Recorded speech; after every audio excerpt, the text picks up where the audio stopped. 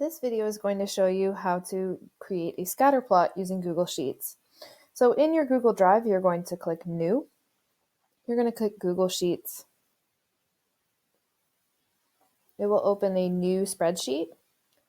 And when you are creating a graph in Google Sheets, you always need to make sure that you input some data. So I used the example data from your Desmos activity from yesterday, and I made it into a T table in Google Sheets. So I just clicked the cell that I wanted to type into and then entered all that data, and has to do with the ocean depth and the temperature. So when I want to create a data visualization or a graph of this data, I'm simply going to highlight all of the data. So I'm going to click in the first cell. I'm going to click and hold Shift on my keyboard and then click the bottom corner cell, and you will notice that it highlights everything.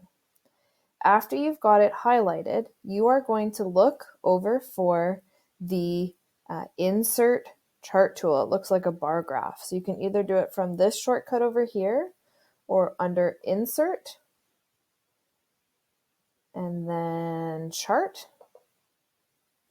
The amazing thing about computers is that they will typically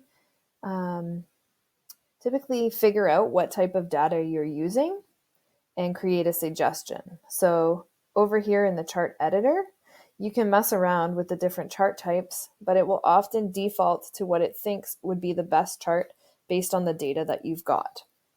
So it chose a scatter chart. There are other things that it could be, but you're going to keep it as such. You can edit things from here, so you can mess around, you can customize it, change the color, change the labels of your axes, change the title of your graph, all from this chart editor. Hopefully that helps when you're working on creating scatter plots and other graphs using Google Sheets.